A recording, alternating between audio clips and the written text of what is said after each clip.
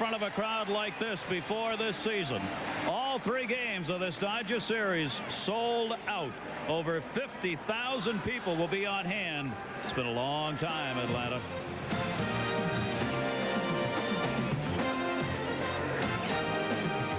Whether they enjoy it will depend on these guys. Brett Butler leads it off in center. Mike Sharperson starts at third base. Strawberry, the home run last night, will be in right field. Eddie Murray, first base, a hot finish coming. Left field, Cal Daniels. Behind the plate, he's been in these situations before, Gary Carter. Juan Samuel, another veteran, makes the start at second. The shortstop switch hitter, Alfredo Griffin. The right-handed starter is Mike Morgan. And pitcher Tommy Glavine, 18-9, leading the league with a 2.32 earned run average. Fastball around 90 miles per hour. Good slider. Great changeup that just gives hitters fits. An occasional curveball. Catching tonight, Greg Olson, 8-year minor league veteran. Last 2 years in the big leagues. All-star last year. Good job calling the pitches. Defense, Terry Pendleton, MVP candidate, 2-time Gold Glove winner, the inspirational leader of this ball club. In the outfield, Ron Gant going for his second consecutive 30-30 season in center field. You will see one of the great assortment of signs of all time on hand here tonight. These Atlanta fans are tomahawking sign crazy. 1982, the last time this ball club entered September in first place. And you will see some hats to go along with that sign, which are just wonderful. Tommy Glavine, a job to do. The 25-year-old, 2-0 against the Dodgers this year, 6-7 lifetime. Butler up, he can bunt. Pendleton is in at third, and the pitch is inside. And Ray, we need to watch Tommy Glavine for the first 20-plus pitches of this game, because Tommy Glavine has a very unusual history. If you don't get to him right away, you probably won't get to him. Well, I talked to Bobby Cox before the game. He thinks this is hockey mentality. He comes out, he doesn't save anything, he just comes right at you. It takes him a little while to get going. First 15 pitches, 5 home runs. Overall, just 9 on the season after those first 15 pitches. As in the All-Star game, he struggled a little early, and then he settles down. Really unbelievable. And as you can see, Brett Butler is aware of that, and what he's going to do is make Tommy Glavine throw some strikes. Here is one of the premier leadoff batters in all of baseball. Butler has done an outstanding job at getting on, and he is 8 for 26 lifetime against Glavine. And he's on. That is exactly the way Tommy Glavine will begin a ball game, with the first couple of batters getting on base against him. Butler has done it here. Now Tommy Lasorda and Mr. Cox can enter into the managerial battle in the second batter. Well, Tommy, you can bet that Sharpson hitting is going to give the take and make Glavine throw strikes. Till you get to the big boys, Strawberry and Murray, he won't have these first 2 hitters hacking. Tommy Lasorda with Bill Russell standing at the Dodger bench. Tommy Glavine will have to keep an eye now on Butler. He loves to run. Brett Butler has 37 stolen bases, has been caught, though, 27 times. There he goes, hit and run on. Pendleton will have to go to first base. We'll get it there in time, and Sharperson is retired as the hit and run was on the first pitch. Which surprises me a little bit. Early in the game, you know he struggled throwing strikes throughout his career in the first inning or so, as we pointed out. Tommy decides to go right at him. Brett Butler getting a decent jump, glances in to look and see if it's a hit and run. Sharpson makes contact. And the reaction that is so dearly loved by Darryl Strawberry. Boomy, and all you do is pump it up a little more. Straw is ready for this 3-game set, and he's having a great month. Throw goes nowhere as they fake it at second base, trying to hold Butler close. Rafael Belliard, the shortstop, sneaking in behind him. Darryl Strawberry with a home run last night now has put up 23 homers, 86 RBIs, improving that average to 266. But he has struggled against Tommy Glavine. In the dirt, nice stop made by Olson. Strawberry is only 2 for 22 lifetime against Glavine. So who's going to win this battle tonight? It is an important one. because Strawberry is putting up some big RBI numbers. He and Eddie Murray have been on a tear on this road trip, in which the Dodgers are 6-2. Well, Glavine likes to throw Strawberry inside, under his hands, and then throw him breaking balls away. Butler at second base, and Strawberry takes the strike. This game has all the earmarkings of the 7th game of a World Series. It's unbelievable for me. I'm up here with goosebumps already. First inning, these fans are going nuts on every strike. And they're still piling in. They'll have a monumental traffic jam before and after this game here in Atlanta. Strawberry up the middle. Base hit center field. Brett Butler makes the turn. Ron Gant no play. Strawberry's done it again. And the Dodgers jump out to a 1-0 lead. And Tommy Glavine's having his first inning problems. Butler scores the run. For Butler, that is going to be the 101st run that he has scored this season for the Dodgers. Darryl Strawberry's 87th RBI. He goes right with the fastball, gets it over the plate. A big shift on defense. Belliard playing right up the middle. Darryl just takes the ball right through the shortstop, and Belliard has to go to his right with the ball hit right up the middle.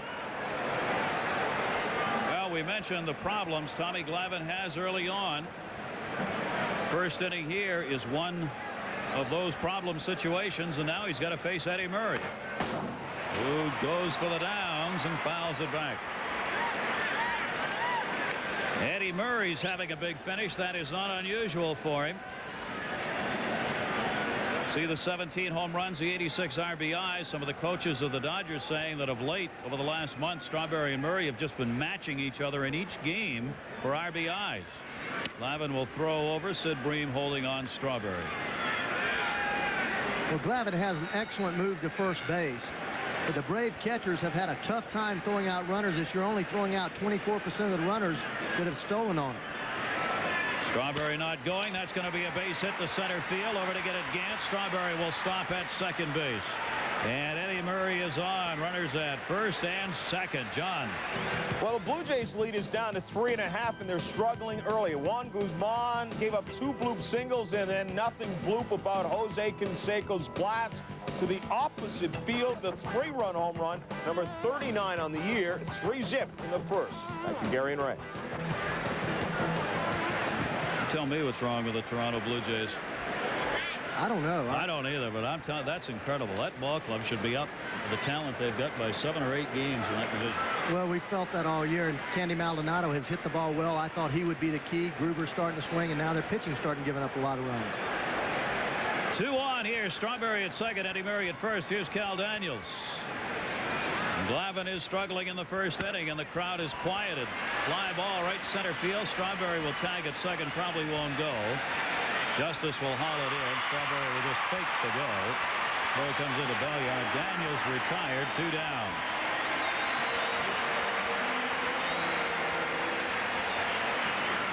"11 pitches have been thrown by Tommy Glavine. There have been 2 hits, 1 walk, 1 run, and now 2 outs.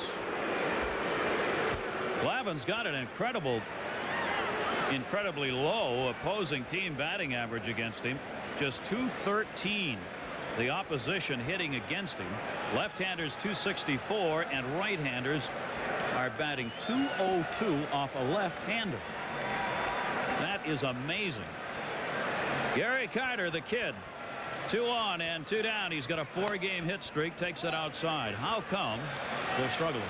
Gary has the best changeup from a left-hander in baseball, according to Leo Mazzoni, the pitching coach. And what he does, he gets a right-handed hitter in a fastball hitting situation, 2-0, 3-1. He throws him a changeup about 80 miles an hour, and they swing at it and swing through it or pop it up. Kid waiting up high. That .213 batting average is the best in the league, tied with Pete Harnish and Jose Rio. Both have the same numbers. I laughed, Ray, in the clubhouse today. Kid came up to me and said, "You got our lineup yet?" And I said, "No." And he had this big smile on his face. I said, "Man, I better be in there because this is showtime." You know, Gary, he likes showtime. I love it. And he's in there. 2 down. Carter. There's that pitch. That's a great changeup. He throws his fastball right around 89 to 91 miles an hour. Now watch this changeup, and Gary, looking fastball, gets right out in front, and the ball just fades. You see him miss it about 4 inches on the end of his bat. Great arm motion. Look at that arm motion there. Really fluid. And there's just that great deception, and you cannot pick up the speed of the ball. Carter flies to right field. Justice on the run and near the line in foul territory, and that's it. But the Dodgers get a run in the first inning on a couple of hits. They do leave 2 on. Tommy Glavine, a typical first inning, but he may be tough the rest of the way. These two teams have 6 games remaining this season. 3 here, 3 in L.A. The Dodgers lead in the season series 8 games to 4.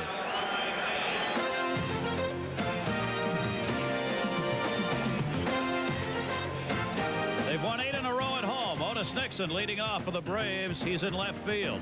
Jeff Treadway, left-handed hitter, starts at second base. Maybe the MVP, Terry Pendleton, at third base. Rookie of the year last year, right fielder Dave Justice. Gant, another great year for this center fielder. Sid Bream, out a lot of the year, is back at first base. The league's oldest rookie, Greg Olson, last year. He's the catcher. Rafael Belliard, the shortstop, and batting ninth, you've already seen Tommy Glavine. And on the mound for the Dodgers, Mike Morgan, 6'2", 222 pounds, 31 years old. Not really anything fancy. Looking for his first winning season in 10 major league seasons. Throws just a sinker, a slider, a curveball, and an occasional changeup. The catcher, Gary Carter. Everyone out there knows about Gary. Just happy to be a part of this pennant drive. Juan Samuel, the second baseman, having a banner season for the Dodgers offensively. In the outfield, Brett Butler has not made an error in 140 games, vying for his second Gold Glove. You know what he can do offensively. He just showed you in that first inning by walking and scoring a run. Whoever produces and sells paper in the Atlanta area has got to have made a fortune this year. I've never seen a stadium with as many signs as they've got up here. The world's leading base stealer at 70, Otis Nixon, and he squares to bunt. Takes it inside for a ball. Charging at third base, Mike Sharperson. Mike Morgan keeps the ball down. You'll see a lot of ground balls tonight, most probably. Again takes it. If he bunts, oftentimes he will try and push the ball towards the second baseman. He's one of the best at bunting to the side of the mound, get it by the charging first baseman, and force the second baseman to handle it. That's his favorite way of getting on base.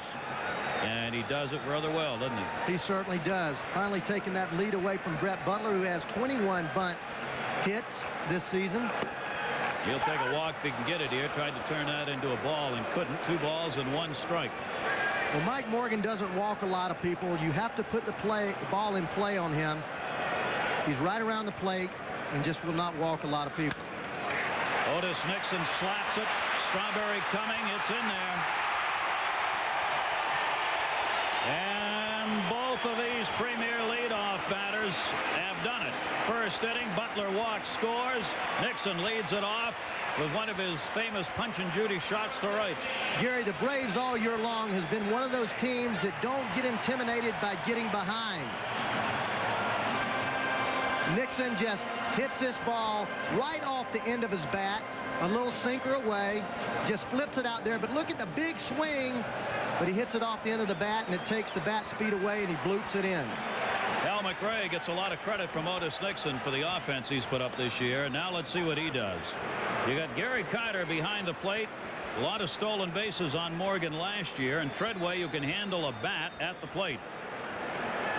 And he crunches Morgan. He's 10 for 25 lifetime with 1 home run off Mike Morgan, and those are his numbers this year overall. Well, Nixon gets paid to steal bases. You saw what Lasorda did with Brett. He's going to go pretty quickly. So Morgan's got to keep him close. Morgan coming off a win against the Pirates 5-1 in his last start. He's won 1, lost 3, and had a no decision game in his last 5 starts. He is 5-5 at home, 6-4 on the road. A good road ERA of 2.18. And he will step off again to get a sign from Treadway, but Treadway didn't indicate anything.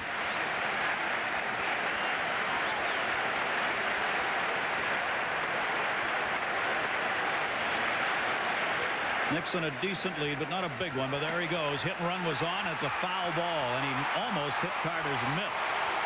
So Otis Nixon, who had a good jump, will have to go back.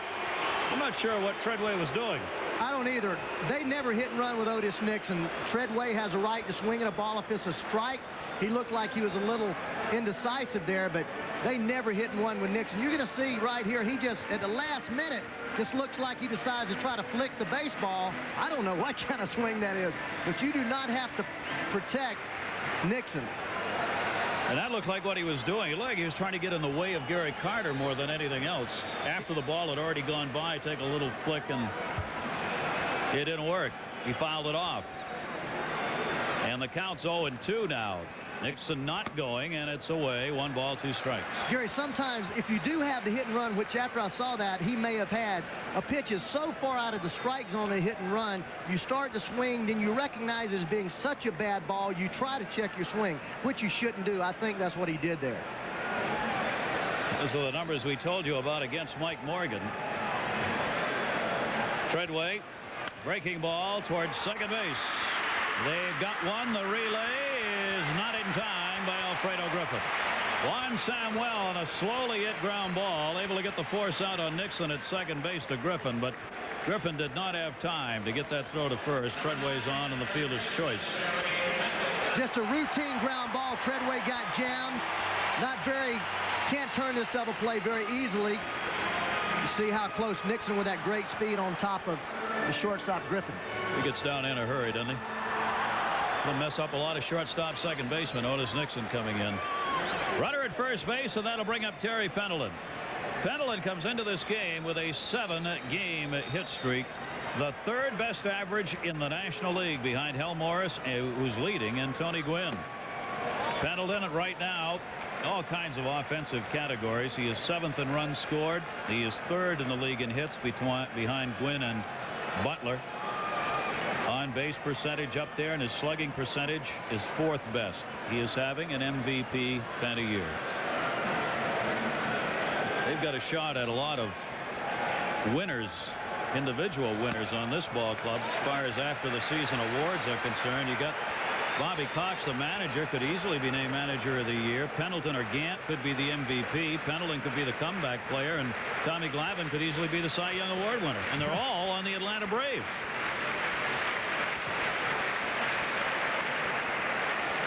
One down, runner at first base, a 2-0 count. Dodgers leading 1-0, scoring on Strawberry's single in the top half of this first inning. Treadway at first. Morgan to Pendleton, ripped towards the middle, a base hit. Played in center by Butler, making the turn is Treadway. He'll end up at third base, 3rd and 1st, 1 out.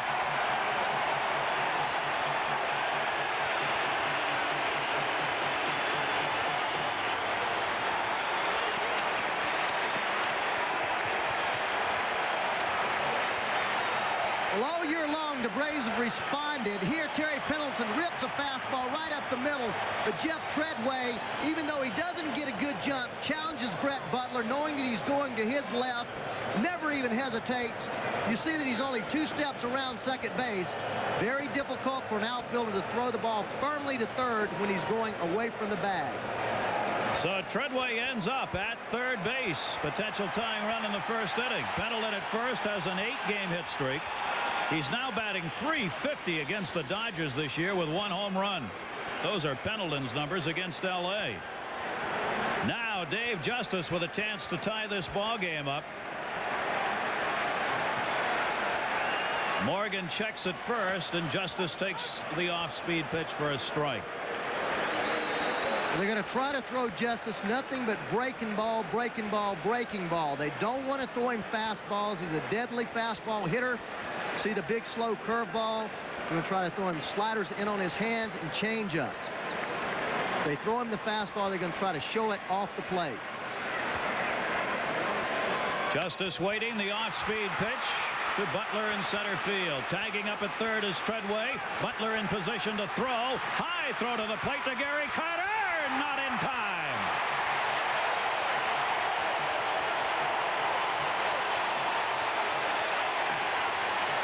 One.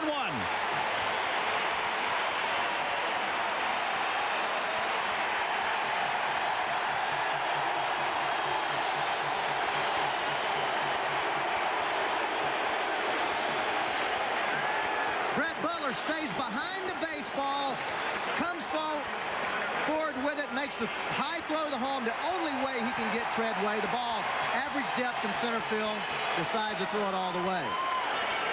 Fourth sacrifice fly for Dave Justice, who's done a great job when people have been on base, getting them home, batting .343 with runners in scoring position this year. He comes through again. This ball game's tied at 1-1, and you see Pendleton tagged up and went to second. They appealed the tag at first. First base umpire Jerry Crawford said nope, he was all right. So Pendleton's at second base now. RBI chance for Ron Gant. Gant having another spectacular season. He is 7th in runs batted in, 3rd in home runs with 29 behind Howard Johnson and Matt Williams. But he has struggled against this guy, Mike Morgan. 4 for 22 lifetime against Morgan for Gant. 1-1 game. That one hit in the air to center. Butler back near the warning track, has room and puts it away. Get the feeling we may have ourselves one whale of a ball game here. 1-1. Pitch from Bob Walk, bloops it out in front of Andy Van Slyke. Von Hayes comes in to score. Phillies on the board first, 1-0 in the second. Gary and Ray. Where is Tab Hunter to sing us a song? Jane Fonda and Ted Turner. Young Love. Young Low.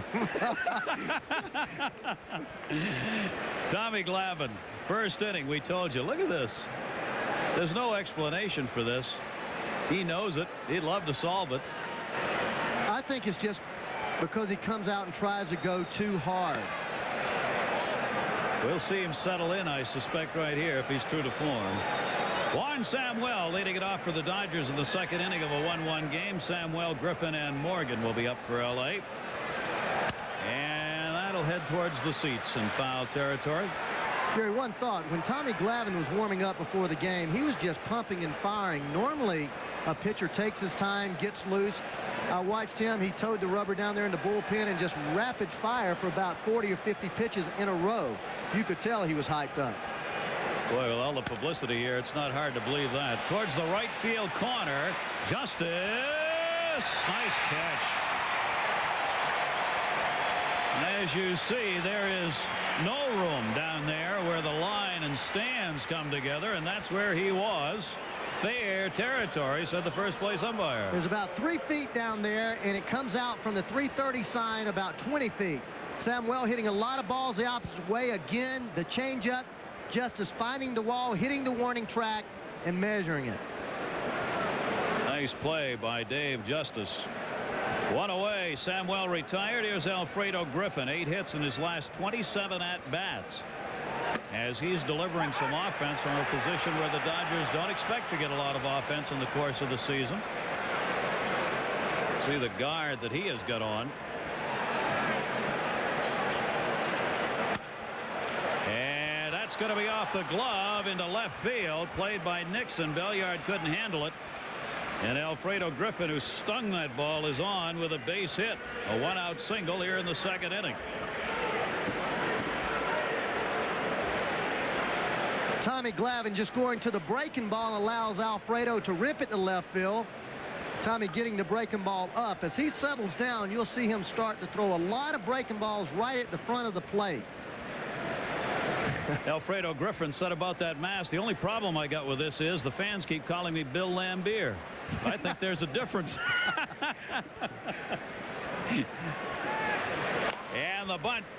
Got it down. Good bunt by Morgan. Glavine's got to play at the first base. They take it there with the second baseman covering Treadway. Credit Morgan with his 8th sacrifice of the season, tying the ball club high right now, along with Ramon Martinez in sacrifice bunts.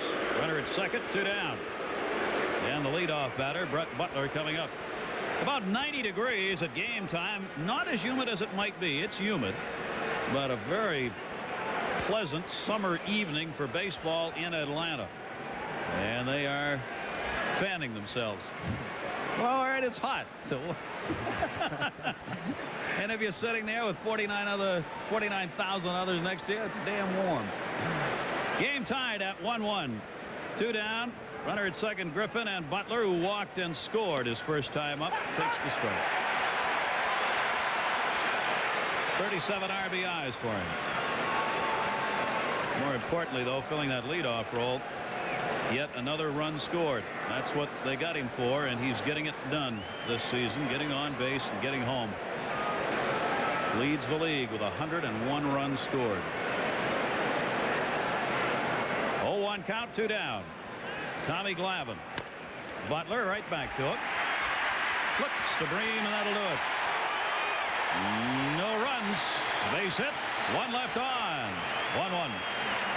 There you see the Toronto Blue Jays trying to will it away. Boston 3.5 out. Detroit Tigers are now 5.5 games behind. We'll keep you posted as that race goes on here on ESPN tonight. John Saunders will have highlights for us, and you'll be seeing these scores thrown in as they are underway in New York.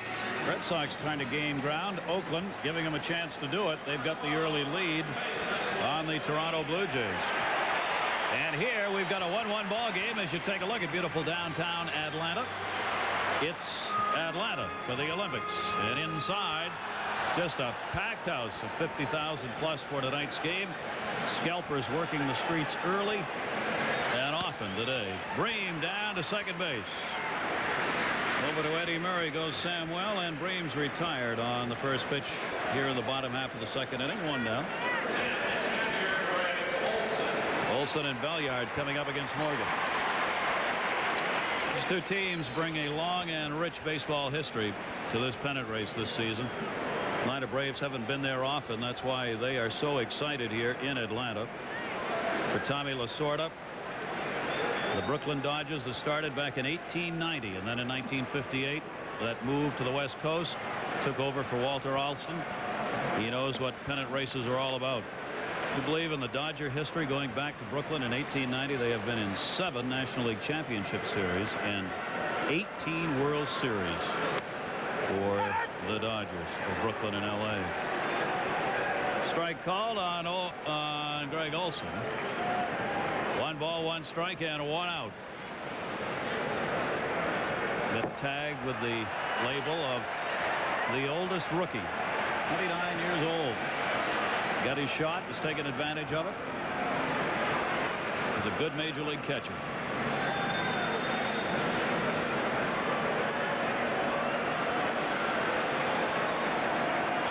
You play that many years in the minors and you get in a series like this, you know it matters. Breaking ball slapped down to third. Sharperson is there. Over to Eddie Murray, 2 down.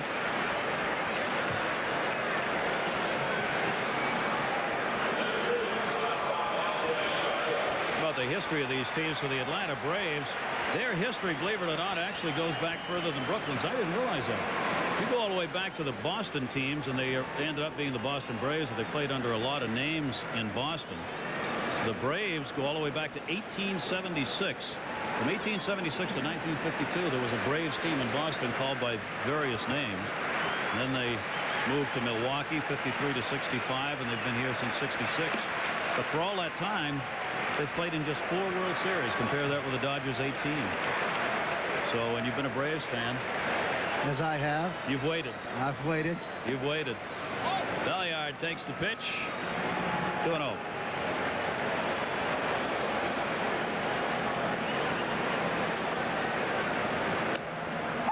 The knees for a strike. 2-1, 2 down. Watch Gary Carter, watch Gary Carter behind the plate, how he gets down on one knee. He just started doing that this year. All those years squatting, putting all that pressure on his knee, has had 3 knee operations. He said he doesn't know why he didn't start doing that about 10 years ago. Take the pressure off the knees, especially with no one on base. Look, he's just sitting back there, gives you a low target. He says he finds that he's less tired today than he was 3 or 4 years ago. Right between the wickets, Alfredo Griffin. Rafael Belliard reaches on the error to Griffin. He moved over, and he was right there. Well, he goes over, he gets himself planted, but he puts his weight right on the balls of his feet. Look how his heel goes down there, and the ball just goes through him. You can't put your heels on the ground because your eyes jump and you lose sight of the baseball. 21 errors now on Alfredo Griffin. And the Dodgers and blasts it to right field. The only question is whether it gets over Brunansky, and it does. Span knocks it back in, but it is a home run, and the Yankees take a 1-0 lead. Yes, Kevin? All the way around. Back to you. And John Roger Clemens will be on the mound Sunday night, ESPN Sunday Night Baseball. Clemens will take on the Yankees in Mattingly, 8 o'clock from Yankee Stadium. Red Sox trying to gain ground the same way that the Atlanta Braves did it against the Dodgers, without playing the team you're chasing. Otis Nixon, second base. Easy play for second baseman Juan Samuel. One away, Nixon retired. He had singled his first time up. One down, Treadway to be followed by Pendleton. Jeff Treadway, fielder's choice, then scored. RBI, just a sacrifice fly in the first. Darryl Strawberry, RBI single for the Dodgers in the first. Gary, this season, the Braves have two lineups. One offensive lineup with Jeff Treadway and Blauser at shortstop. The other defensively with Belliard and Lemke at second. Tonight, Bobby Cox choosing to play Treadway because he's hitting .400 against Mike Morgan. That'll get you in. That'll get you in. Yeah, that'll do it. Yeah. Morgan knows that. And that's to second base again. Juan Samuel plays it into the body, and they're 2 down. Both of these pitchers, Glavine and Morgan, when they are on, are at the very top of the top 5 of the National League in ground ball outs. You will see a lot of ground balls off these two, so the infield is always active behind Morgan and Tommy Glavine. 2 down, nobody on, and Terry Pendleton taking a little extra time to come to the plate here, and they're tomahawking again. Some guy out in Peachtree City first started manufacturing tomahawks to be sold this year. He got it before anybody else did. He may retire by the time this season is over. Inside to him. Pendleton has torn up Dodger pitching this year. He came into this season batting just .227 against the Dodgers, but look at what he's done this year. He's just having a career season. Terry Pendleton, 2 down, nobody on, pitches down low, 2 balls and no strikes. And they want to take a look at the baseball. Pendleton asked Bill Hahn, the home plate umpire, to do so, and that's what they'll do. That one bounced in the dirt. I don't think it was anything he thought was on the ball. Other umpires tonight, Jerry Crawford's at first base, Steve Ripley at second, and Terry Tate on the crew at third. Yeah, they know this is a little extra series, too. The adrenaline flows for the guys in blue. Pendleton pops that one up outside, a third maybe. And he'll step over the line. Mike Sharperson waiting, puts it away, and that'll retire Pendleton. 3 up and 3 down. We've completed 3. The lead in the Western Division of the National League's on the line. There's got a half-game lead right now. 3-game series here in Atlanta. It's not enough. Everything else is going on. 2 people just got engaged right down in front of us in the stands. They put it up on the scoreboard. He had the ring out. They were standing up. Everyone around him stood up, and thank God she said yes. Tommy Glavine ready to go. He's walked one, struck out one, and that'll be fouled back by Daniels, who fly it out to right field, and it'll end up in the seats. Note all that foul territory over there. Terry Pendleton had a long way to go. That helps your defense. You have a ballpark with all that foul territory. There are outs that in many parks would have ended up as foul balls in the seats. Only Oakland has more foul territory. There's no other park in the National League even close. Yet the ball flies out of here if you keep it between the lines. This is the launch pad. You can hit home runs here. Glavine working to Daniels, who can hit home runs. Takes the strike, 0-2. Next weekend, these 2 teams will be playing in Los Angeles, so they'll swap the home court advantage. 0-2 delivery by Glavine. Daniels reaches and fouls it off. Cal Daniels, if he were to stay healthy after 4 knee operations, one of the premier hitters in baseball. .296 last year for the Dodgers and just 450 at-bats, had 27 home runs and 94 RBI. This season against the lefties, Daniels at .263. Takes the pitch inside. He's had 5 home runs off the southpaws. Tommy Glavine's facing a team in the Dodgers who are 30-25 against left-handers. They've been led by Butler, Sharperson, and Strawberry offensively against southpaws. Down the line, that could be trouble. It is a fair ball, and it goes off the side of the stands. Nixon over to get it. Would have been a double anyway, and that's where Daniels is going to end up. A lead-off double here in the 4th inning off Tommy Glavine. That is a tough corner, Ray Knight. That is a great piece of hitting. This is a fastball on the outside black, a little up. But look how he just goes with the baseball, hits the ball the other way as good as any left-handed hitter I have ever seen, with power right on top of the baseline. And as you said, Nixon, no chance to keep it anything less than a double. There it is, right on top of that mark. See where it puffed up there with White? Whoosh. 14 doubles now for Daniels. See that corner when it hits the side of the stand, you really move out. So his number's better against lefties than righties. That's why he's in there. And a chance for an RBI for Gary Carter. Carter flied out his first time up. Carter had a couple on in the 1st inning when he came to the plate. Nobody out here. A 1-1 ball game. 4 hits off Tommy Glavine. And Gary looking for a ball that he can drive to the right side, even though he's hitting down in the order, always with his tight player to do something to help the team win. That's the same pitch with the same result we saw in the first at-bat. That was a brutal swing. He didn't look like he was going to right field on that. Glavine just turns that changeup. Now, this is a great changeup. Look at this. Gary, he didn't learn anything. He missed that ball by a foot. You'll see that again. I would guess he would. Maybe not right here, but he'll see it again. 0-2 the count. Nobody out. Daniels at second base. Gary Carter hitting 256. And that's to short. It'll hold the base runner. Belliard looks Daniels back. Hits it over to Bream. 1 away. Oh, there's a job not done. Carter does not get that runner moved over to third. Yeah, they are brave fans. And a 1-1 ball game. And Gary, that's crucial. You're not going to score many runs off of the National League earned run average leader. I mean, he's done it over 31 starts. If you get more than 2 runs, you're lucky. And when you get that runner on second base with no one out, you have to get that runner to third base. Didn't do it, so it leaves it up to Samuel, who flied to right. Juan Samuel, 270 on the year. But again, Glavine going to the changeup, giving Gary a pitch that he has to pull. And he couldn't lay off it behind on the count. Samuel batting .243 against lefties coming into this game. And he takes the breaking ball inside. 1-1. .248 with runners in scoring position for him. He's got one out there right now in Cal Daniels. See the comparison.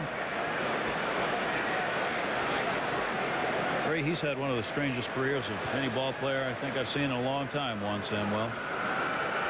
1-1. Chopped to third. Again the runner held. Pendleton 2 down. Daniels stays there, 2 away. We'll check in with John. Budweiser takes us now to Philadelphia, where the Phillies are putting a hurting on the Pirates. Dale Murphy with this bouncer down to third. Bouchel comes in to play it. The throw to first, and Gary Rios goes for the scoop, but doesn't get it. 2 errors in the inning, 4-0 in the 4th. The Phillies lead. Back to Gary and Ray. We are 1-1 here. Gary Thorne, Ray Knight. Runner at second base, Daniels, will let it off with a double, and Alfredo Griffin, who singled his first time up, will try and get him home. Glavine trying to work his way out of it. How about Samuel, though? Finish that thought for me, would you? Juan Samuel, when I came into the league, when I was in the league and he came in the league, I thought he was going to be a premier offensive player. He would have 35 doubles a year, 15 triples, and 20 home runs. Great speed, stealing 70 bases a season, but all of a sudden he lost it. Went to New York, struggled, got off to a great start this year, but now over the last 25, 30 games is hitting very poorly. 220 average. I don't know. He's got that great ability, but people learned that he could hit the fastball, started throwing a lot of off-speed pitches, and he never adjusted. He has one of the great roller coaster rides each season. Alfredo Griffin waiting in this 1-1 game, and he just missed. Saw the right shoulder of the home plate umpire jerk, but decision was made no. Tommy Glavine mighty close. Well, Tommy's not going to give Alfredo anything to hit. With Mike Morgan on deck, Alfredo hit a Pete at left field on the breaking ball. So Tommy's going to pitch him real tough, make him hit his pitch. If he doesn't, he'll go on and try to get Morgan out. 2-0 delivery to him, slapped towards short. Rafael Belliard on the hop, guns it over to Brave. Dodgers may regret this inning. A leadoff double by Daniels, and he ends up stranded at second base. Make Jim Leyland hot enough. This is Vaughn Hayes going back off the glove, off his chest, and then off the wall. Should not have been ruled a catch, but the umpire said yes, it was a catch, and Bobby Bonilla was out. Jimmy Leyland comes out to argue his case, furious, more furious with the fact he's down 4-0. Let's get it back to you. Thank you, John, and a happy Friday the 13th for somebody. If Atlanta wins a game and a half over the Dodgers, if the Dodgers win a half-game lead over Atlanta in this first of 3. By the way, Tim Belcher, the scheduled pitcher for tomorrow, is going to start. He's got a bad groin. He threw in the bullpen and then went out and worked on the mound this afternoon. Belcher said he feels well enough to start, so he'll go tomorrow against John Smoltz. And then Ramon Martinez, 16-10 against Steve Avery, 15-9 on Sunday. 2-0 count on Justice. Lou Piniella said that Dave Justice is the best hitter he's seen since Ted Williams. Lou Piniella knows a little bit about hitting. Ted Williams, the best pure hitter to ever play the game. My hero. And your hero. My hero. Still have that yellowed picture cut out of the local newspaper when he shut his eyes and hit that last home run and said, "I'm done." That ball's drilled into the right field corner. Strawberry. Goodbye, Dave Justice.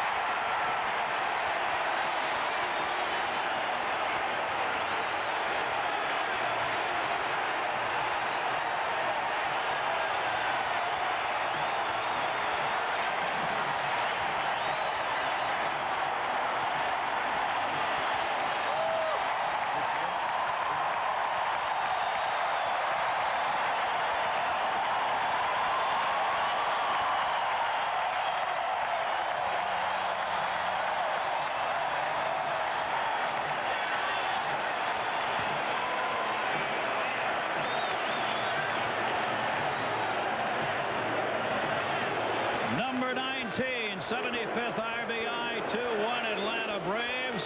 His second home run off Morgan this year. Dave Justice.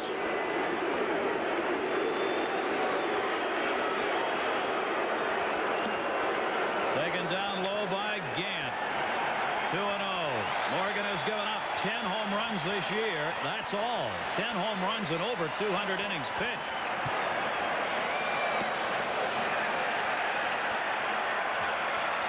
That's what they came to see. You're not kidding, Gary. If you can't get excited as a ball player in front of a crowd like this, man. Mike Shopperson makes the throw and got him. Gant retired, John. Fourth inning, Red Sox and the Yankees. New York with a 1-0 lead. Tom Brunansky at the plate and singles through the hole. Jack Clark scores from second. Ties the game at 1-1. And a ground out, giving Boston the 2-1 lead as they chase the Jays, starting the night 3.5 back. Gary and Ray. Dave Justice's 19th home run, giving the Atlanta Braves a 2-1 lead. And firing the fans up even more. One down, nobody on. Sid Bream. Beat L.A. is the chant.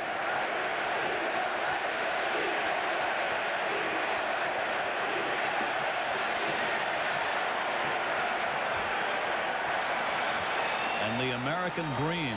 I like that. That's a nice sign. Here's the American Dream right here.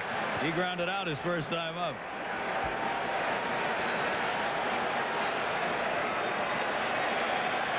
This season for the Atlanta Braves at home runs, they are 4th in the league. Cincinnati, there's the sign, leads in homers. Gant, Justice, and the American Dream. Good law firm. Eddie Murray will play it himself, and Bream's retired. 2 down here in the 4th inning. He's mighty happy to be back. He and Justice missed a lot of this season, yet Atlanta, without those two in the lineup, Bream and Justice went 39 and 26 with the work of Keith Mitchell and Brian Hunter, who filled in for him off the bench and did a great job. 2 down here, 2-1 lead for Atlanta. Breaking ball to Olsen. And Gary, that's the reason I really like this Atlanta ball club. Any player on this club that goes down, the Braves have someone that can replace them. I don't see the same depth in the Dodgers team. We mentioned it in the open, but that is a very talent-laden ball club right there. Bobby Cox, who engineered a lot of this club when he was general manager, then moved down to the field again. Grounded by Olsen to short, played by Alfredo Griffin, and that will do it. The Atlanta Braves get the leadoff homer, though, by Justice, and they've got the lead back 2-1. Mike Morgan has given up 10. That second Braves run, and it was a line shot.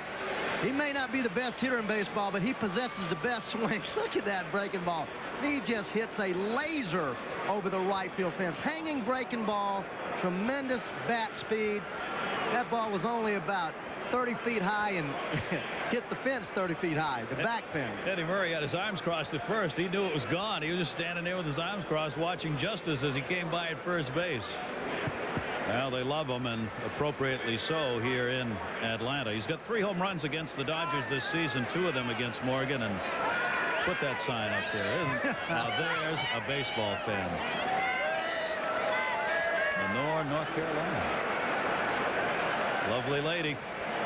Tommy Glavine with a run to work with. He gave up a run in the first inning. Butler a leadoff walk. Strawberry the 1-out single. Since then, Tommy Glavine has given up a couple of hits, stranded both Dodgers, including a leadoff double in the last inning. Morgan, 1 ball, 1 strike. Los Angeles pitcher trying to help himself. Those are the numbers for him at the plate.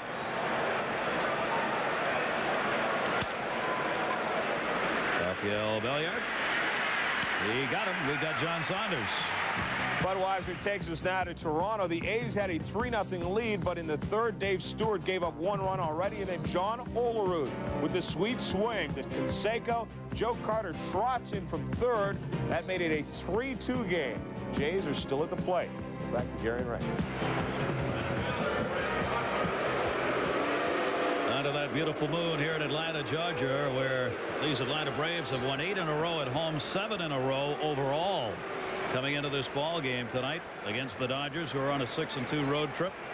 Atlanta Braves have had an incredible second half, 41 and 20 since the All-Star break, while the Dodgers have gone 31 and 30. That's the difference. That's why they've caught the Dodgers and gone by them by a half game. Leadoff batter Brett Butler scored the run after walking in the first inning. Grounded out back to the pitcher his second time up. 1 down here. We are already in the top half of the 5th inning. Infield has moved in at the corners against him. Gary, they sure have moved in. You see Pendleton there only about 45 feet from home, but look at Treadway inch in. Brett Butler against left-handers will slug that bunt right by the pitcher, and that's what he most often does against left-handed pitching. We're going to wait him out here, make him throw a couple of strikes. Takes that one. He's had a tough road trip. Tommy Glavine, 3 of the first 4 reached base against him. He's now retired 12 out of the last 14. That is so typical of Tommy Glavine. As we told you, get him early or don't get him at all. They got him for 1, but that was it. Butler on the road trip has had but 5 hits now in his last 30 at-bats. They need him to get on a little more than that, but he's not going to here. Treadway, nice play.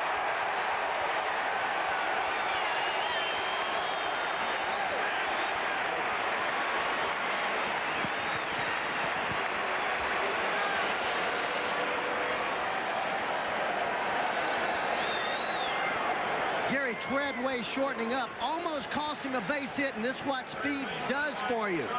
See how he is there, about 8 feet on the dirt. Normally 2-1 pitch, you're on the grass. That angle almost got Butler a base hit.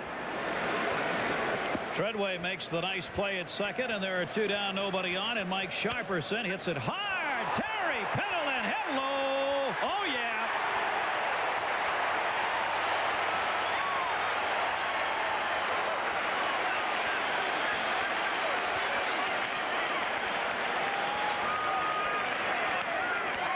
The Braves are so good.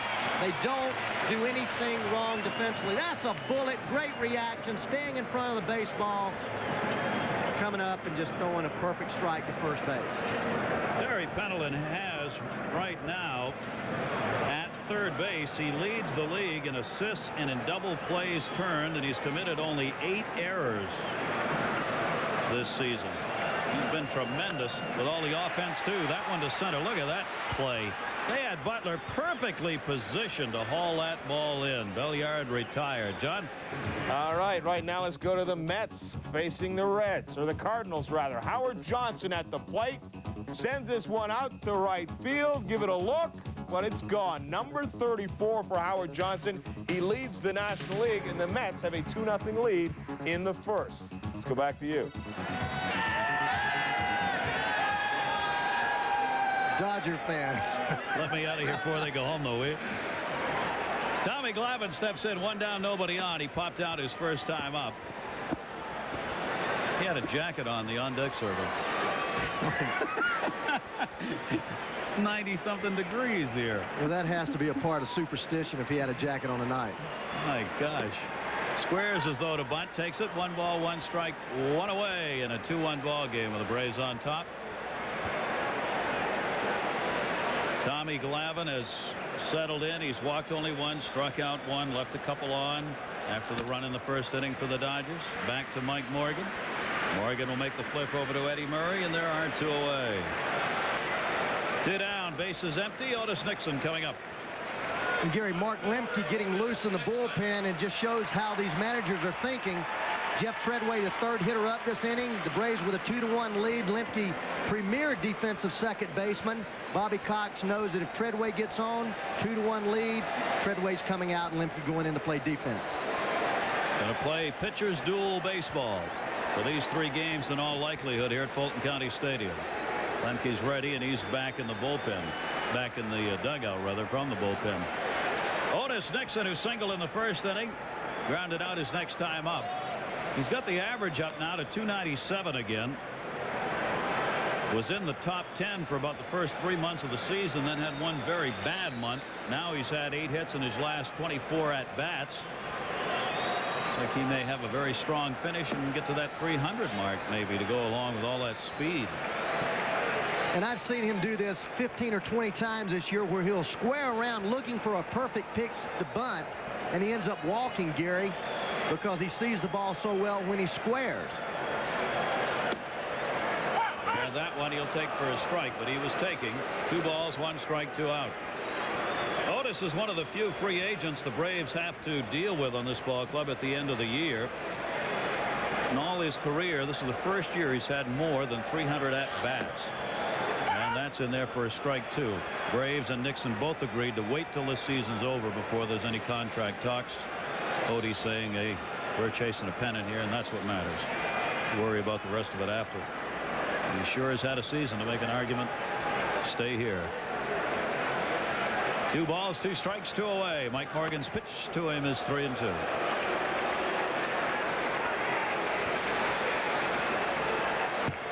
John Sherholtz on the right. Ted Turner in the middle. Aerobics 1 through 5 on the left. Whatever the last numbered tape is.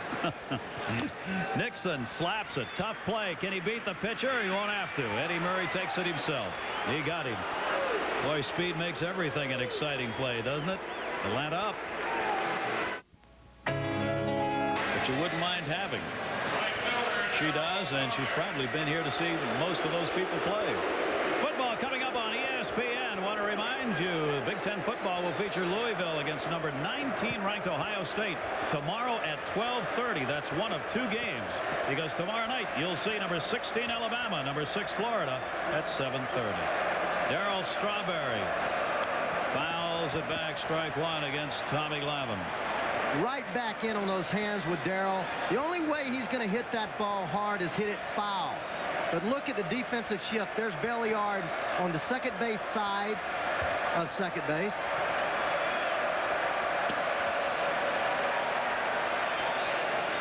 Outfield is straight away, Gary. The infield, 3 infielders on the right of second. Pendleton almost straight away shortstop. The Williams shift on Strawberry. 1-1 to him, Darrell. That's how you beat it in the gap in right center field. It is way back. Goodbye, home run. The Straw is stirring again. 2-2.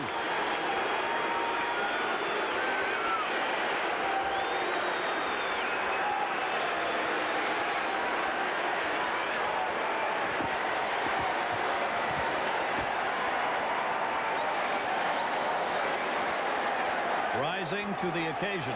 He always has, Gary. When I was with him in New York, I always thought he was a clutch performer. Tremendous pressure his whole life. But here, a fastball out over the plate goes against what he's tried to do all season in jamming Darrell. And look at that extension. You cannot throw this man out over the plate. I've always felt you had to bust him inside. When you get away with him, he's so strong, he'll hit it out anywhere. That one to left field is going to fall in for a base hit in front of Otis Nixon, and Eddie Murray's on. He's 2 for 3. So they got the Dodgers going with a long ball as Darrell Strawberry delivered the home run to lead off the 6th inning to tie the ball game up at 2-2 for Strawberry. Home run number 24. RBI 2 tonight now. He's got 88 on the season.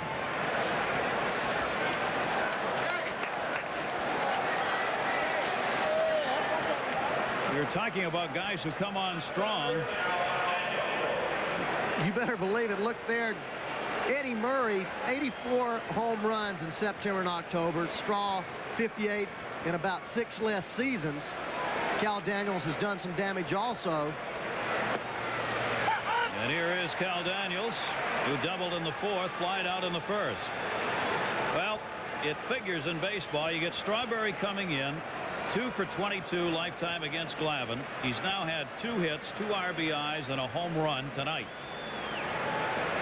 So he's had 4 hits off Tommy Glavine, and 2 of them have been home runs.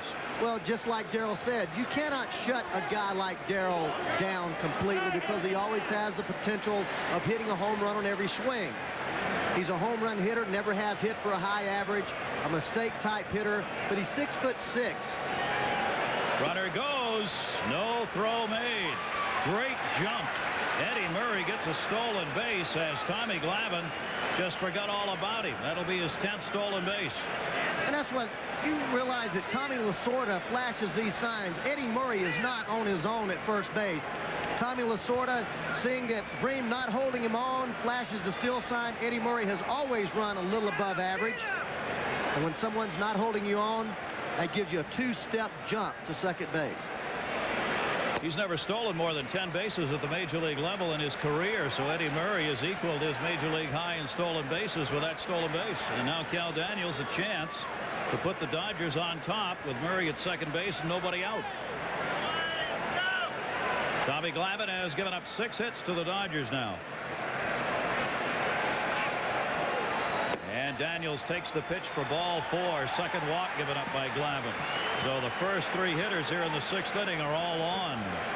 And Carter's coming first. John Saunders. Red Sox had a 2-1 lead for Mike Gardner, but the Yankees come back. Matt Noakes out to center field. Watch the bounce past Bob Zupsik. And Mattingly and Kelly come in to score and give the Yankees the 3-2 lead. That was in the 4th, now in the 5th. Back to Gary and Ray. I don't think they'd like to do a little destructive work to the Red Sox. A conference at the mound. Ray, with Gary Carter coming up. They're talking to Tommy Glavine about how he feels, but they're also talking about the situation with the infield. Well, I don't care. Tommy Lasorda has to bunt Gary Carter in this situation. Gary hitting 6th in the lineup. Tie ball game on the road. Gary's a double play man, and it just has to bunt him here, and I think the Braves are just getting their bunt play in order. They have the rotation play where everybody breaks and they try to get the play at third base. Joe Malfitano talking to him about the sign. The bullpen is not ready. Waller's just got up to throw. Mark Wallace is going to need some time. Not a long time, but He only started, and the pitching coach, Leo Mazzone, headed out to the mound. They're looking for the bunt. Bream has moved in at first. Pendleton starting the walk in at third. Murray not great speed at second base, and Daniels not tremendous speed at first. So Carter, if he's going to put one down, needs to put a good bunt down. He does not have a sacrifice this season. Gary likes to bunt for a base hit in this situation, dragging the ball down third. He puts that one out in front. They'll look to third and second. Glavin's got to go to first and almost threw it away. Treadway covering. So there's his first sacrifice. 1-4 on the putout. Eddie Murray and Daniels both move up, and they're in scoring position. Nice job by Carter. And Carter talking with Juan Samuel on the way back, saying, hey, there they are. And Tommy knows he may lose Juan Samuel here. I would imagine they're going to walk him. I would walk him because you have to set up the double play to face Griffin. Bobby Cox, let's see how he will play it. There's the sign. They'll give the intentional pass to Samuel.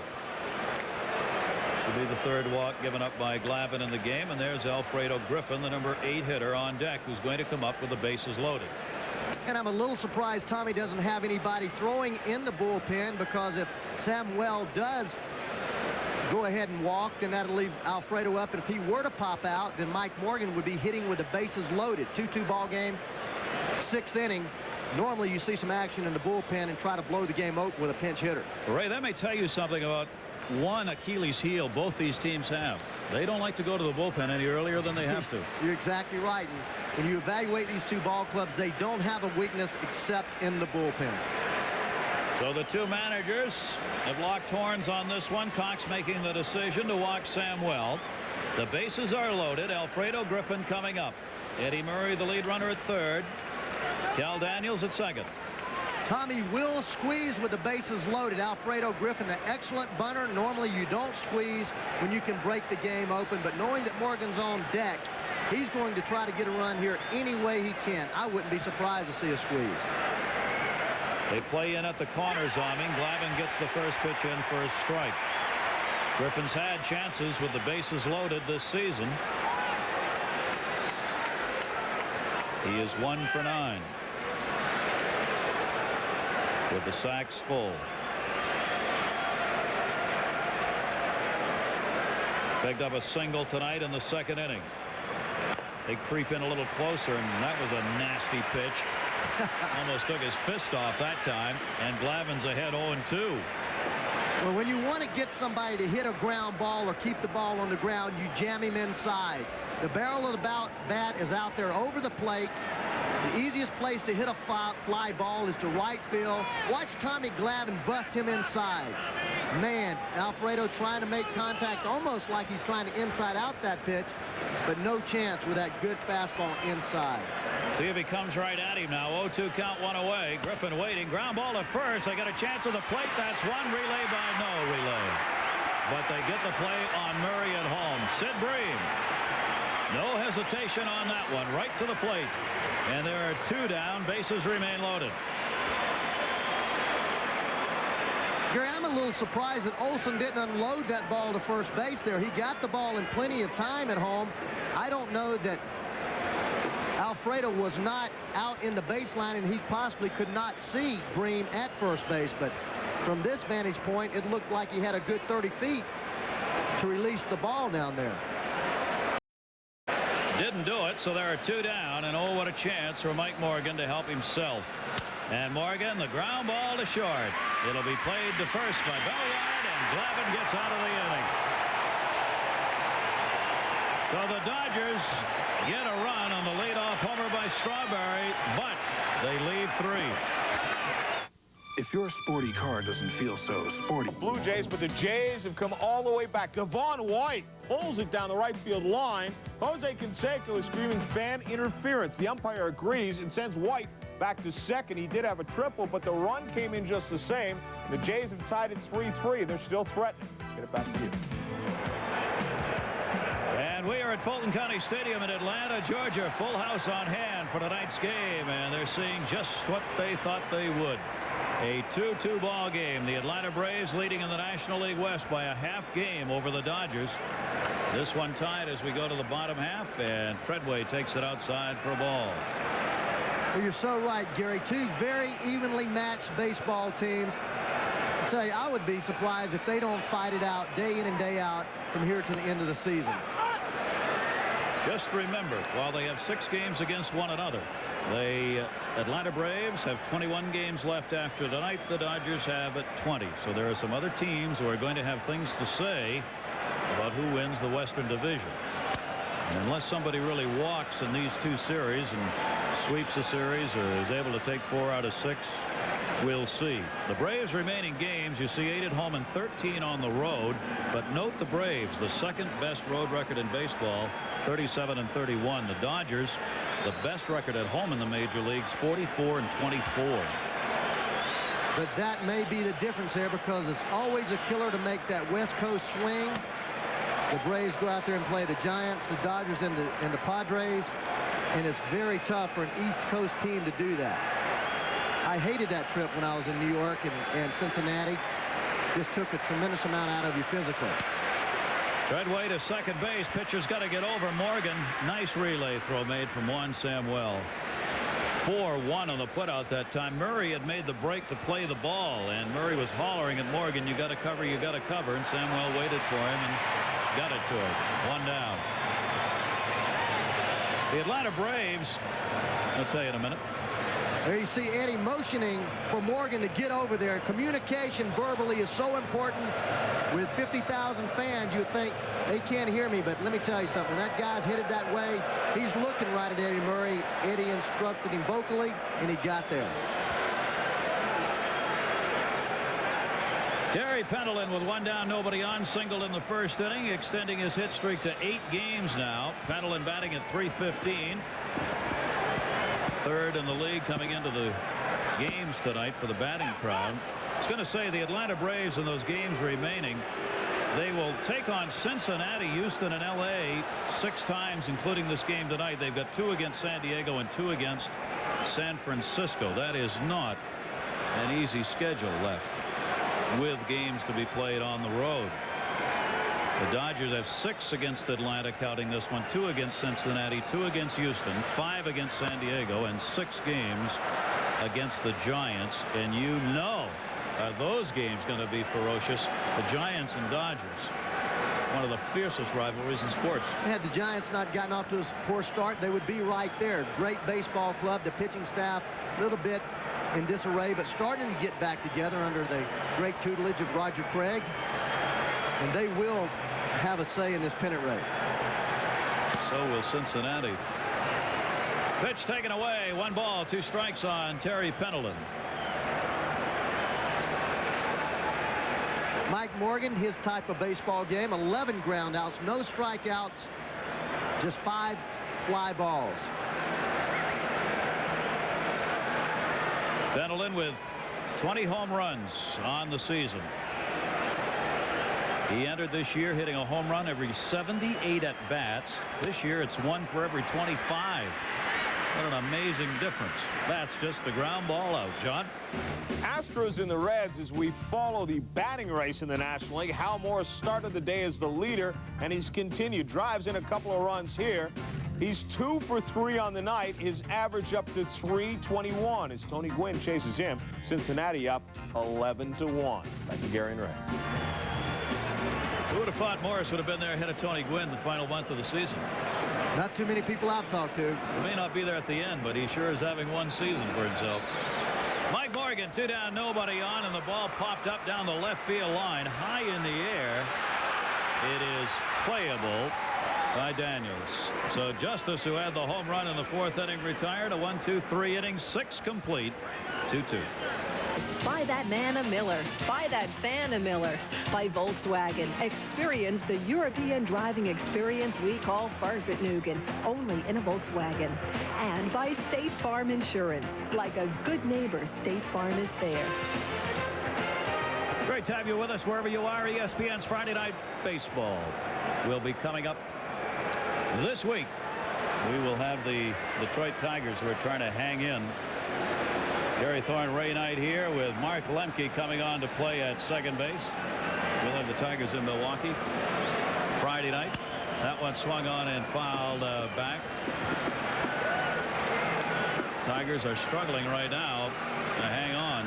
Maybe all those strikeouts will catch up to him. Tommy Glavine has gone the distance. 1 strikeout, 3 walks, 1 intentional. He's given up the home run to Darryl Strawberry in the 6th that tied the game. 15 home runs given up this season. And he ran up on that one. Butler, with everybody running in on him. He scored the run in the 1st inning. Walked. Strawberry brought him home. Strawberry with both RBIs here for the Dodgers.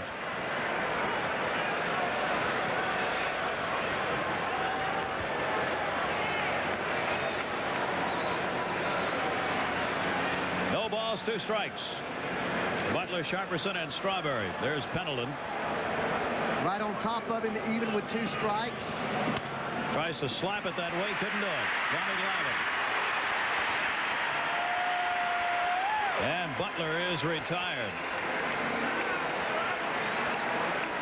Dodgers needed to have 1 good road trip this season. The last 2 they've had have not been good for them. Talking with Tommy Lasorda before the game, he said, we've really played well. 6-2 on this trip that'll conclude with these 3 games in Atlanta.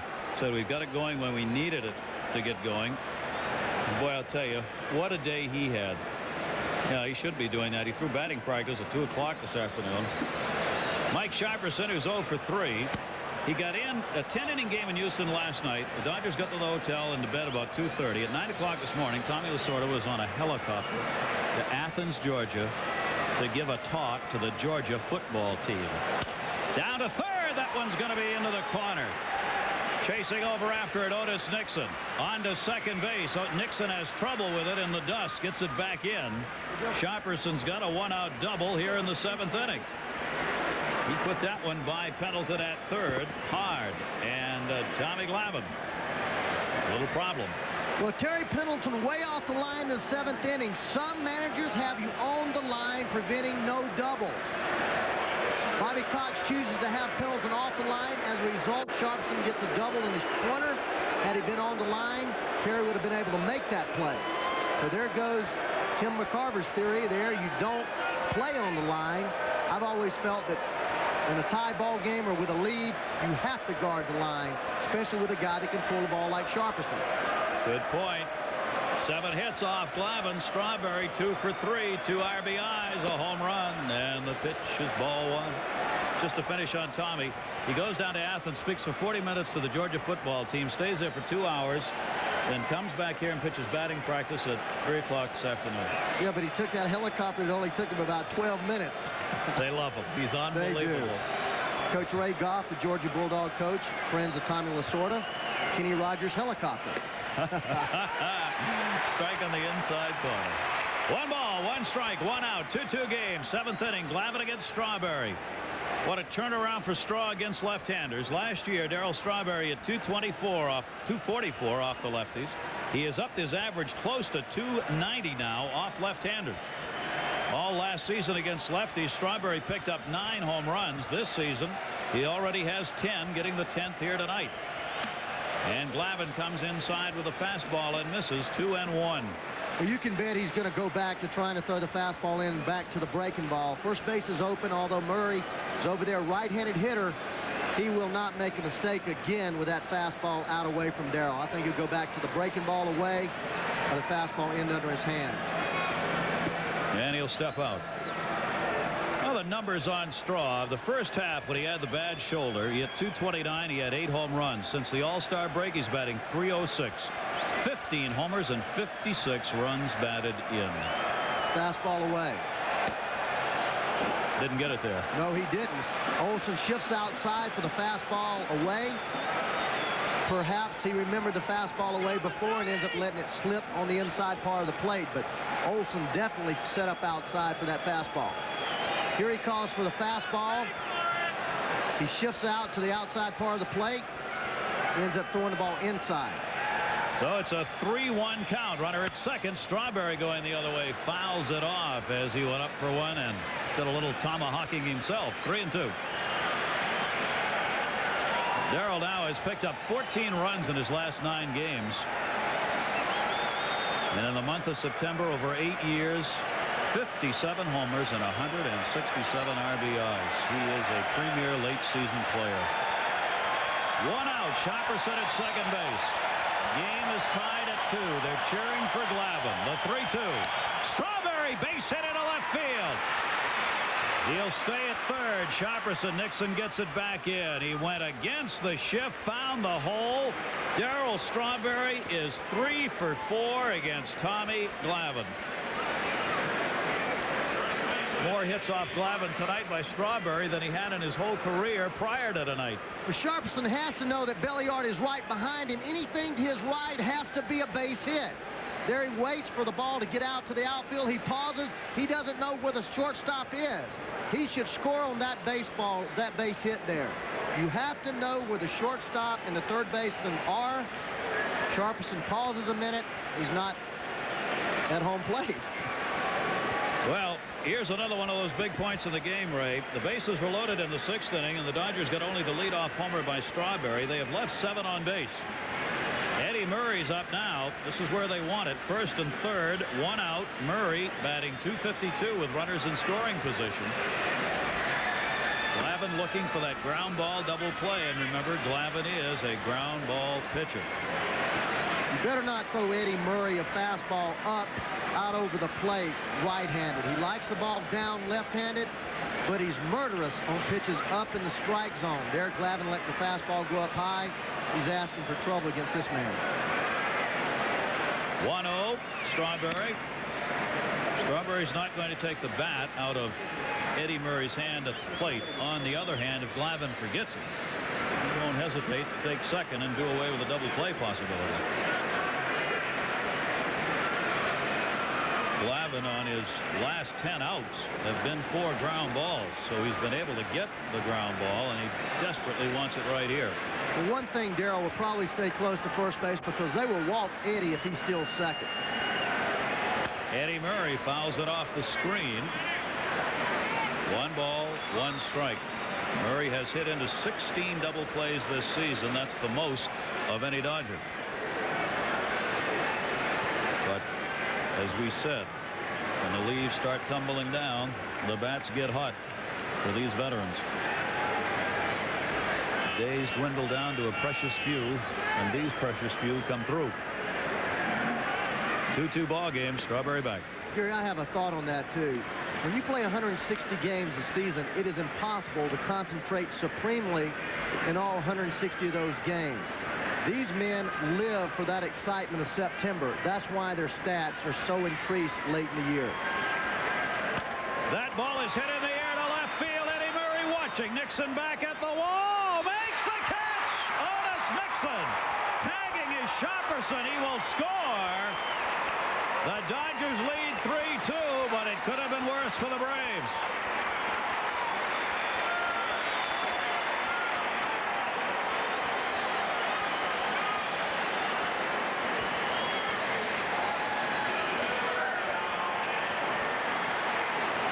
Oh, this game of inches. Glavine got the breaking ball up, but what a tremendous play. Leaping about 4 feet from the fence, getting about 4 or 5 feet off the ground, making a circus catch. Darryl Strawberry easily will score on that ball if it hits the wall, keeping it a 1-run ball game. Strawberry at first. Cal Daniels rips it toward the gap. Right center field. Strawberry going on the pop. He's headed for third. Played in center by Gant. Relay throw to Lemke. Coming on Strawberry. Throw to third. Will be in time, but the run scores. Strawberry crossed the plate before they got Daniels at third base. Credit Daniels with a double and an RBI. And in the 7th inning, the Dodgers add 2. And they've got the lead. It's 7th inning stretch time from Atlanta. Then the RBI by Cal Daniels, his 65th. 2 runs in the 7th inning. Cal Daniels drills the ball to right center field. Gant hustles after the ball, plays it off the wall. Joey Amalfitano, the third base coach, is actually holding Daniels up at second. Cal just runs himself. That's what you call taking an out for a run, but Strawberry, give him credit, hustling all the way, touches home plate before the third out was made. So the Dodgers have a 4-2 lead. Kel Daniels is out of the ball game now as Tommy Lasorda makes a defensive change, putting Stan Javier in left field. So Javier's in left for Daniels, but Kel Daniels got the job done. Now Mike Morgan. I love this game. Morgan's 11-9. Glavine's 18-9. Morgan struggles all year. He's only had 168 hits off him in 200 innings, but he's only got 11 wins to show for it. Popped up. It is playable. Eddie Murray's over there. Eddie Murray puts it away, and there's one down. John Saunders. A's and the Jays, a 3-3 game in the fourth. Dave Stewart still in there facing Kelly Gruber with 2 aboard. The breaking ball to left field bounces and one hops into the stands. But White and Alomar come in to score, and the Jays were down 3-0. They lead it 5-3 in the 5th. Get back to Gary and Ray. And yet with these 2 great pitchers, here is Mike Morgan making the show here tonight. And Tommy Glavine getting touched up by a Dodger team that's got into the hotel at 3 o'clock in the morning and came here before 50,000. Sid Bream is on with a base hit. His first hit of the night. He is 1 for 3. Bream on at first base. And we will get a pinch runner coming in. Bream will be applauded. Brian Hunter will pinch run and stay in and play at first base.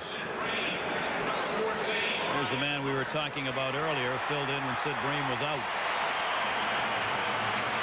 Morgan has little to work with here, just 2 runs up and the potential tying run at the plate. To add to your thoughts on Mike Morgan, in 1986 and 87, he had the most losses in the American League in 10 years. In his major league career, he has never had a winning season. 3 times with earned run averages over 4.50, playing with LA, Baltimore, Seattle, and Oakland.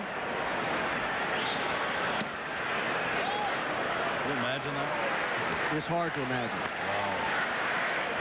And he's never pitched that badly, and he's been so good on the road. He's averaging over 7 innings per start, the most of any Dodger on the staff. They're getting about 3.4 runs a game for him, but they've scored 3 runs or less 14 times. You're not going to win very often. Gets away. The throw down did not get him. Gary Carter. Hunter is in at second base. And the Braves take advantage of small mistakes. They've done it all year. Seen them be aggressive on the base pass, first to third. And that's what Bobby Cox has to work with. You see just a slider down. Gary gets in front of the ball, keeps it out front, but few runners will go on the ball out in front of the catcher. Gary kept the ball in front. Well, watch Hunter. As soon as the ball's in the dirt, he takes a crow hop, and then boom, he's gone. And that's the only way he beats this throw. Good throw, barely beats it. 5th wild pitch by Morgan of the season. Little chin music on Olson. Boy, he was leaning into that pitch and had to get away in a hurry. 3 balls and no strikes on Olson. Rafael Belliard waiting on deck, 1 out. Morgan checks at second. And he gets it in on the inside corner, 3-1. 4-2 Dodgers. You know, Gary, Mike Morgan has won 10 games 3 times in his career. But he's lost 10 times, 6 times in his career. So, and he's become one of the most respected people last year. He's got him trapped. He'll run right at him. Yeah, boy, is he doing this perfect. Look at that. Put that on the VCR. That's what you're supposed to do when you get a runner trapped. Brian Hunter, perfectly played by Mike Morgan, who makes the unassisted putout. The only thing that does, you're going to see Mike Morgan huffing and puffing here. Just a fastball. He jams Olson 3-1. Hunter thinks the ball's to second base, but Morgan, this takes a lot of effort, stopping and starting, stopping and starting. He does execute properly, but he's going to take an extra blowout there on the mound because that gets you to pumping pretty good. A 90-degree night or something there close to. Belliard will not hit. And Tommy Gregg will, while Morgan tries to recuperate. Tommy Gregg, overall average He is 7 for 28 as a pinch hitter this year. Leads the majors with 18 pinch hits last year. 7 thus far this year. And what a big play. You had the runner down at second base with 1 out. Now you got a runner at first base with 2 outs. That's Olson at first on the fielder's choice. Blocked by Carter. 1 ball, 1 strike, 2 down. The one thing about Tommy Gregg being the premier hitter, pinch hitter in the National League last year, he came off the bench swinging. This season been very selective, almost like he's afraid to swing the bat, afraid to make a mistake. As a result, he's been behind all season, 0-2, 1-2 in pitch counts. Gets that one in there. Ball, 2 strikes. Again, fastball right down the middle. 1-1 count. I don't know what Tommy's thinking. He's just really indecisive as a pinch hitter this season after leading the NL in pinch hits last year. Mike Morgan trying to work his way out of a potential jam here in this inning. The 1-2 delivery to Gregg, grounded towards second base. Samuel will go to short. Griffin's got it, and that's it. Mike Morgan is putting on a show here tonight, and he's got 2 runs to work with. Jeff Johnson of the Yankees with a 1-run lead, but 2 runners aboard as he faces pinch hitter Phil Plantier, who comes up and out of his crouch, and no question about this, into the upper deck. 3-run home run. Brunansky and Marzano aboard, and Boston has a 5-3 lead in the 6th. Gary and Ray. Well, they're trying to make it happen, but the Los Angeles Dodgers have got a 4-2 lead. Off Tommy Glavine, the left-hander. We've completed 7 here. Glavine has struck out 1, walked 3. Darryl Strawberry has picked up 3 hits, including a home run and 2 RBIs in the game. Murray, Daniels also have RBIs. Justice 2 RBIs for Atlanta, including his 19th home run. Vinny Castilla, a call-up on the expanded roster from AAA Richmond, is at short. Brian Hunter stays in the ballgame for Bream at first base. Nice place for Castilla, huh? And Gary Carter takes the pitch down low for ball. Well, I tell you, you find out a lot of things in September with these call-ups. If the man can play now, he can play forever. So the Braves put him out there and still him in at shortstop in a game that they're behind. Gary Pendleton at third base. Over to Hunter at first, and Carter's retired. He's 0 for 3 in a sacrifice. 1 down in the 8th inning. Castilla had never played at the major league level prior to the call-up this season. So this young man is going to be indoctrinated during a pennant race. And you're right, you get it done there, you can get it done anywhere. He's on the 40-man roster, comes out of Mexico, played Major League ball since 1987. He is 24 years old. Oaxaca, Mexico? Sounds right. I say that with a question mark and apologize if I'm wrong. Oaxaca. His hometown. 1 down here, nobody on. Juan Samuel, the second baseman, who has drawn an intentional pass prior to the 0 for 2. Silo shot, Olson back. And no play on that one. One thing that's got to be disturbing here, if the Dodgers are able to win this ball game tonight, there is a psychological game that gets played. The Dodgers would take a 9-4 lead in the season series if they win this ball game tonight. For the Braves, I don't care what you say about playing one at a time, that gets to be a little troublesome. Well, it does. The Dodgers have always had almost a mystique about them, Gary, as the Cincinnati Reds did in the 70s.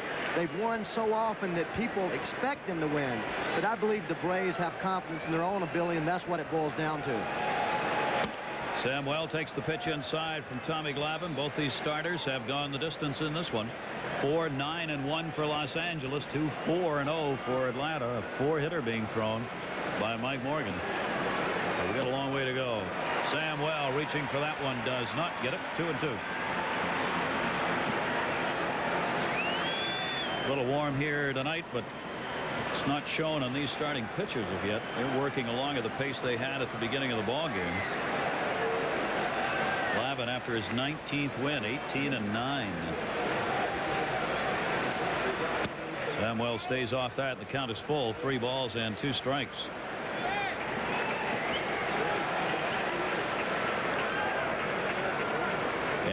50,000 on hand here tonight are a bit quiet right now. That one hit in the air to left field and deep. Juan Samuel's got himself a dinger. Goodbye home run. The Dodgers pouring it on at the launching pad have a 5-2 lead.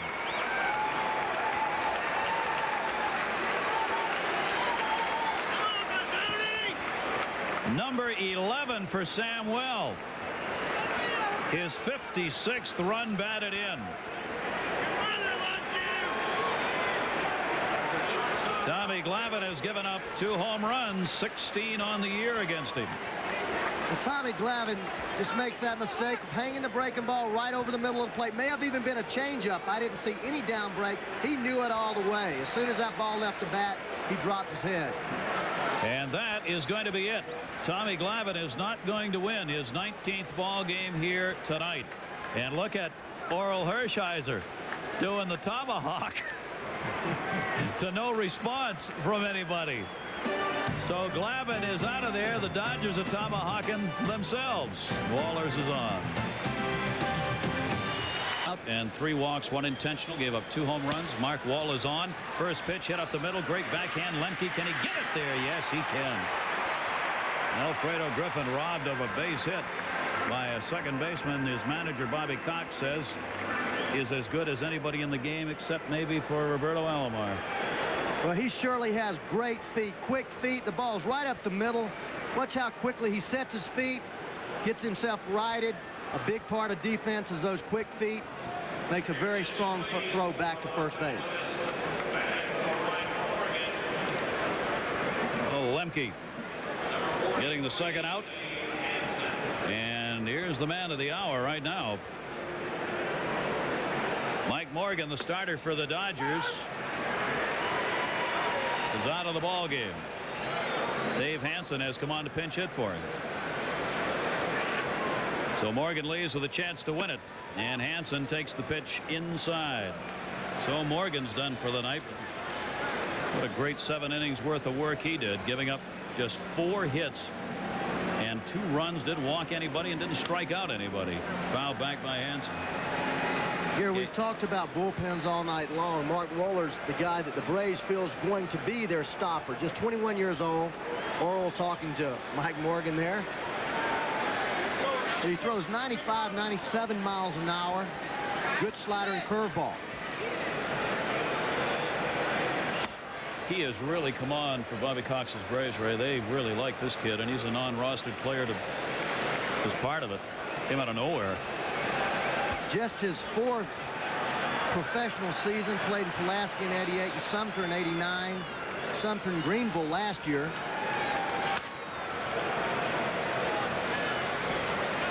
Big league hitters have a tough time turning up the screws on Mark Wohlers. He has been clocked at 98 miles an hour. That's Rob Dibble class. That'll keep you honest. I'm going to dig in too hard on that one. Wohlers delivers to Hansen, who grounds it to second base. Lemke again up with it over to Brian Hunter at first base, and that will do it. But the Dodgers getting a home run from Juan Samuel, his 11th. 1 run, 1 hit, nobody left on. Bottom of the 8th coming. Dodgers up. And John, here at Atlanta's Fulton County Stadium, a mighty quiet 45,769, except for the few Dodger fans interspersed, because the Dodgers have a 5-2 lead, but not over yet. Wednesday night, we will be in beautiful San Diego, where these Braves, with Tommy Glavine on the mound again, will take on the Padres and Tony Gwynn chasing down that batting title. Note the start time, please, 9 o'clock Eastern. Next Wednesday, some of you will see the Angels and the Rangers. Gary Thorne, Ray Knight, ESPN's Friday Night Baseball, and Rogers on.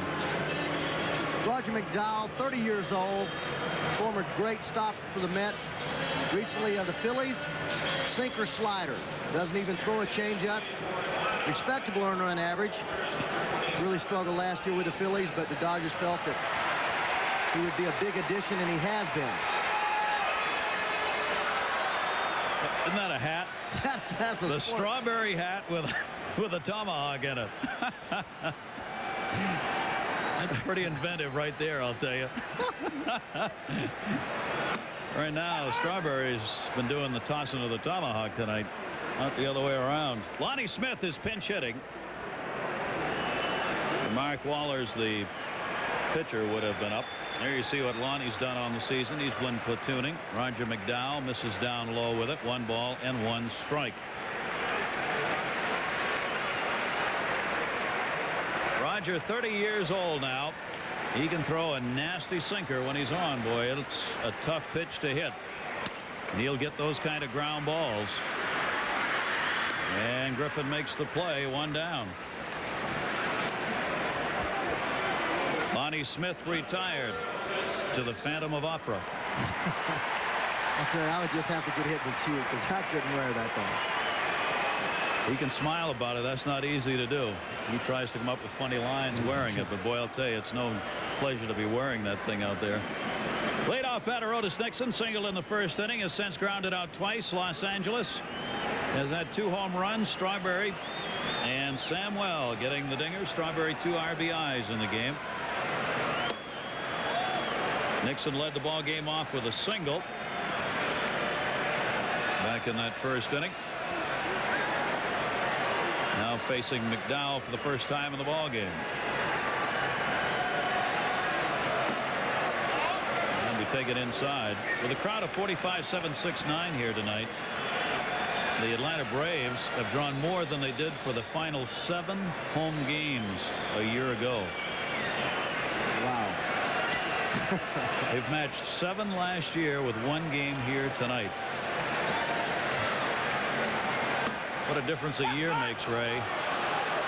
Last year they had a 2-game series against the Dodgers as part of the final 7. They drew 7,364 for the Dodgers. Now here they are playing before 3 sellouts this weekend against the Dodgers. Helps when you're in first place. Nixon takes the pitch. 3 balls, 1 strike.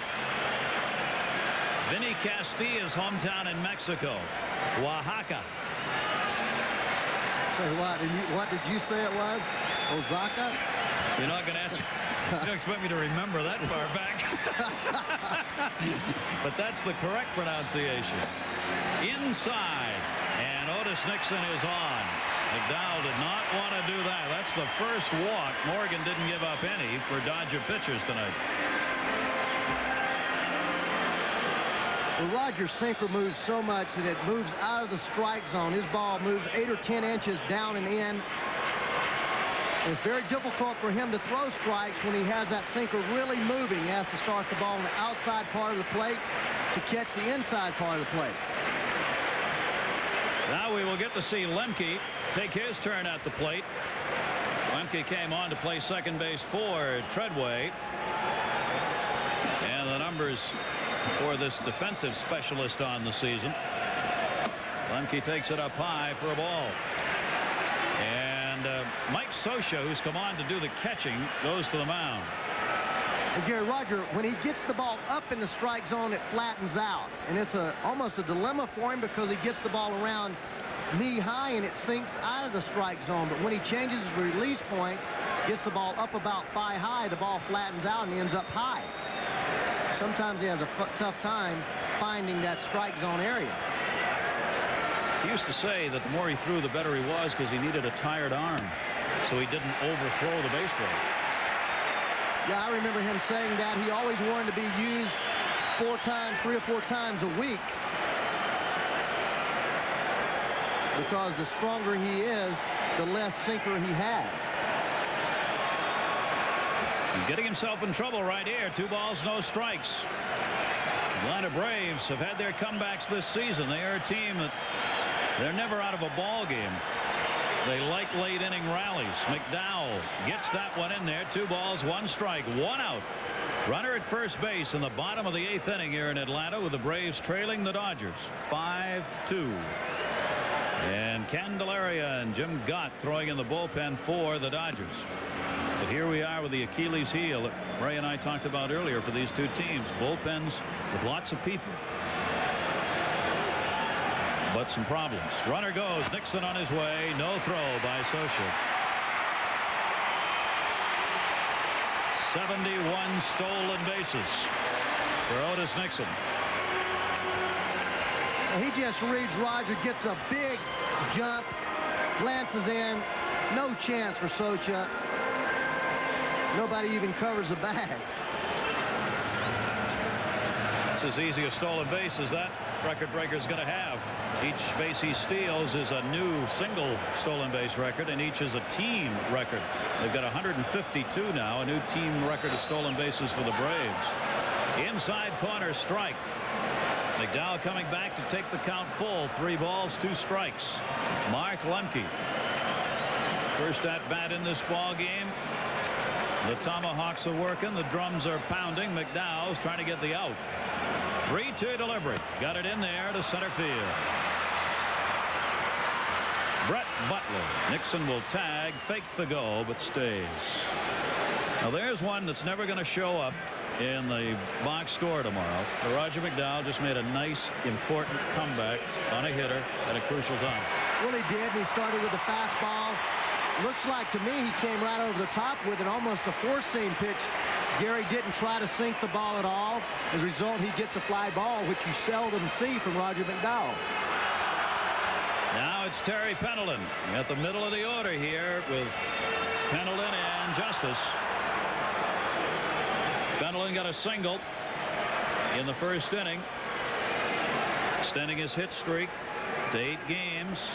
.315 average, right where he was when he started tonight. McDowell checks Nixon at second, and Pendleton takes it inside, ball 1.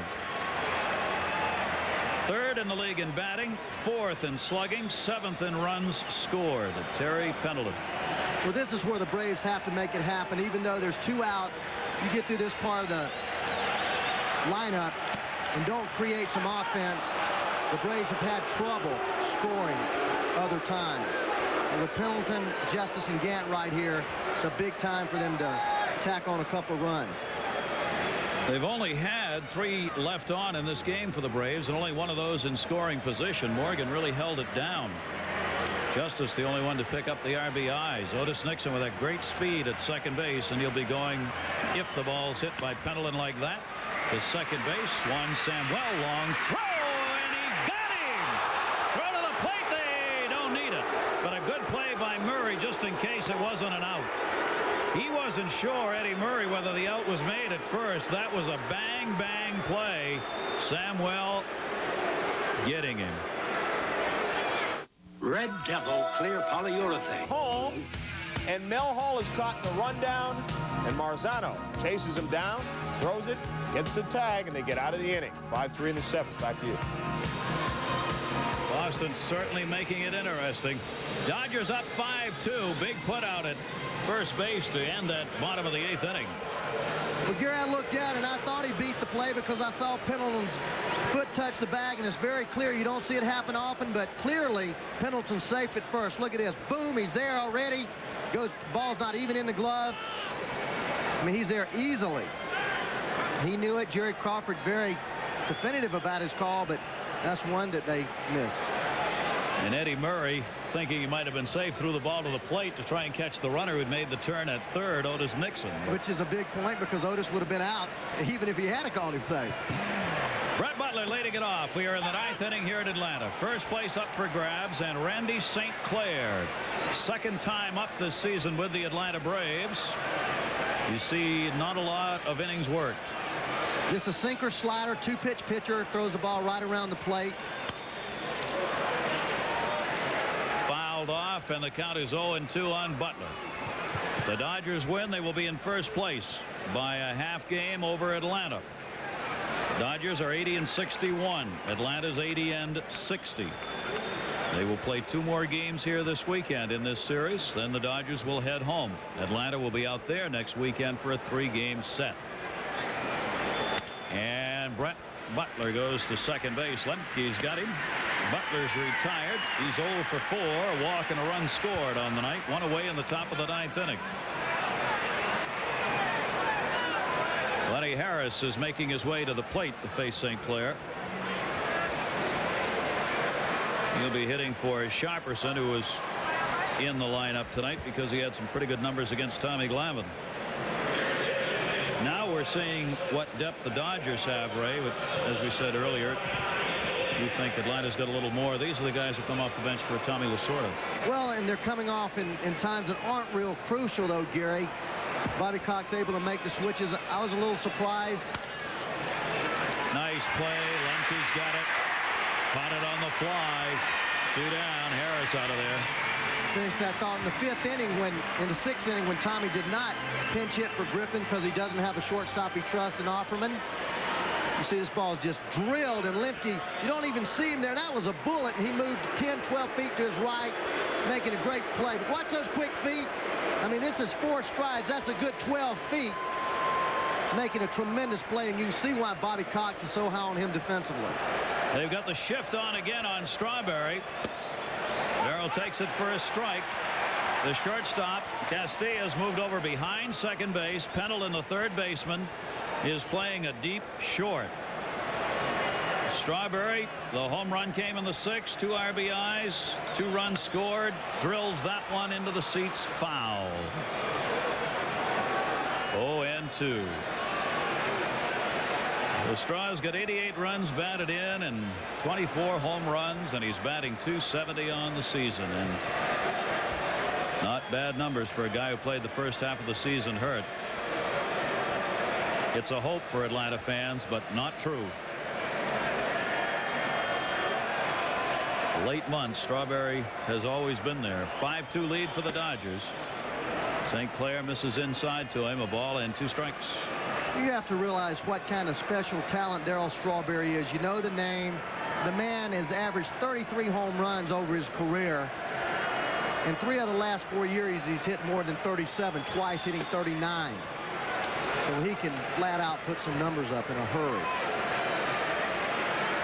I do sometimes wonder, people who say, will he ever live up to his potential? What is the potential? I don't know what they're looking. I mean, they look for a guy like this to hit 50 home runs, and you just don't do it. Cecil Fielder. That is going to go off the glove of Hunter into right field. Strawberry will stop. Justice up with it. They will give Strawberry a base hit, and what a night. He's now picked up 3 singles and a home run. St. Clair throws that sinker down and away again. Darryl pulls the ball almost outside. Hunter deflects the ball, and Lemke with the great range is past him. 4 hits for Darryl. So Strawberry picks up a big hit game, his best of the season with 4 here, right when the Dodgers needed it. The 11th hit for the Dodgers in this ball game. Eddie Murray fouls it off. Murray has contributed tonight. RBI, sac fly, a single in the 6th, a single in the 1st. He's now batting .257 with 87 runs batted in.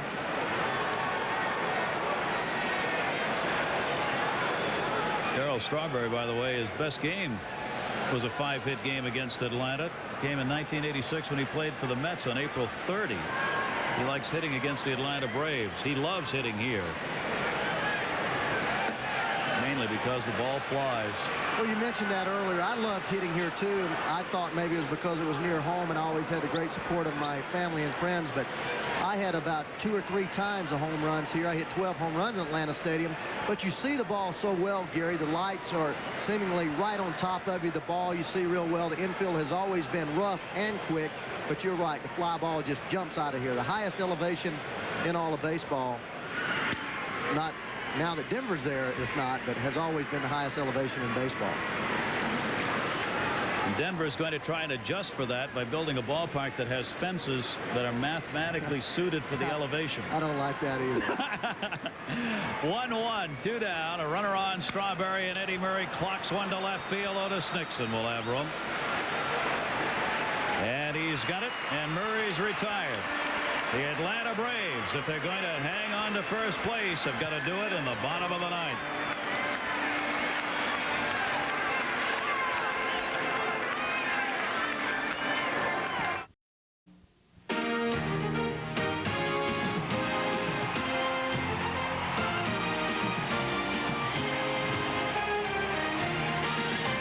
our storyline tonight in Atlanta.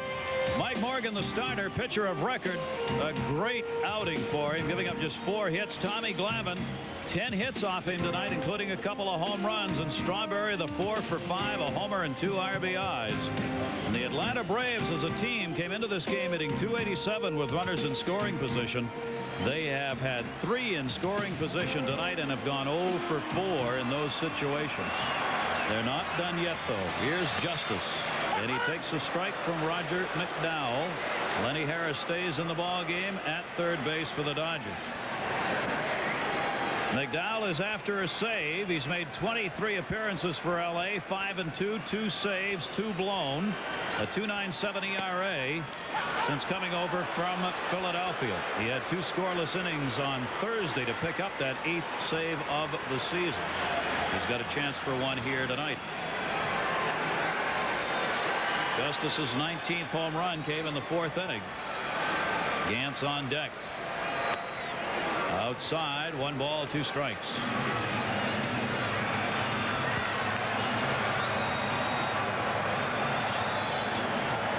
There is Ron Gant waiting on deck. Remember, the Atlanta Braves have won 7 in a row overall, 8 in a row at home. Justice to second base. One Samuel to Eddie Murray. The Braves are down to 2 outs. What away. He will beat up more grass when his sinker's working than about any pitcher in baseball out of the pen. Well, I faced him in spring training. We had inter-squad games in 85 and 86, and I felt that he had the best sinker that I had seen since Steve Rogers. Steve Rogers had the best sinker I'd ever seen, period. The bullpen for the Dodgers has not allowed an earned run in the last 16 1/3 innings coming into this game. McDowell added another inning to that in the 8th and is trying to make 2 more on that if he can get the outs here in the 9th. Fouled off by Gant, strike 1.